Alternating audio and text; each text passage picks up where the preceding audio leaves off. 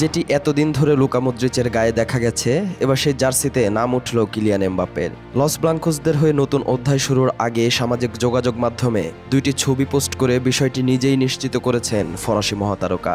একটি ছবিতে এমবাপ্পে আঙুল তুলেছেন আকাশের দিকে, গায়ে গর্বের সাদা জার্সি, পেছনে লেখা এমবাপ্পে 10। আরেকটি ছবিতে দেখা যায় লকার রুমে হ্যাঙ্গারে ঝুলছে সেই জার্সি, সেখানে স্পষ্ট করে লেখা 10। রিয়াল মাদ্রিদের হয়ে প্রথম মৌসুমে এমবাপ্পে পরেছিলেন 9 নম্বর জার্সি, তাতেই করেছিলেন রেকর্ড সংখ্যক গোল, জিতেছিলেন ইউরোপিয়ান গোল্ডেন শু। এবার পছন্দের 10 নম্বর জার্সি পেয়ে ক্লাব ক্যারিয়ারের দ্বিতীয় মৌসুম শুরু করবেন নতুন উচ্চতায়।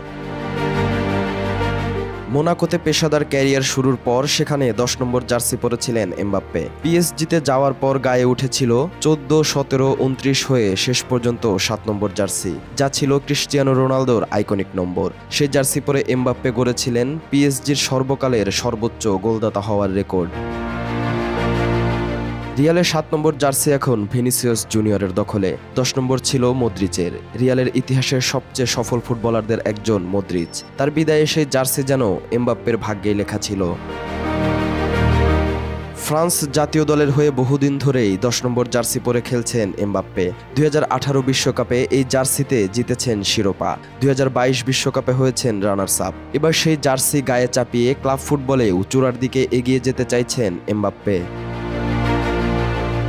রিয়াল মাদ্রিদের 10 নম্বর জার্সির ইতিহাস বহু উজ্জ্বল নাম দিয়ে সাজানো। ফেরেন্স Puskas, Luis Figo, রবিনো, Ozil, James Rodriguez, সর্বশেষ মদ্রিচ। সেই তালিকায় এবার যুক্ত হলো আরেক তারকার নাম কিলিয়ান এমবাপ্পে। তবে এই জার্সির ইতিহাস শুধু সাফল্যেই ভরা নয়, সবশেষ যে ফরাসি ফুটবলার এটি পরেছিলেন তিনি খুব একটা স্মরণীয় হয়ে উঠতে পারেননি, লাসানা ডিয়ারা। 2009 থেকে 2011 পর্যন্ত এই জার্সি পরেছিলেন রিয়ালে, খেলেছিলেন আর্সেনাল, চেলসি ও পিএসজিতেও, তবে কোথাও নিজেকে ছাপিয়ে যেতে পারেননি। এমবাপ্পের কাঁধে তাই এবার 10 নম্বরের মর্যাদা ফিরিয়ে আনার বড় দায়িত্ব।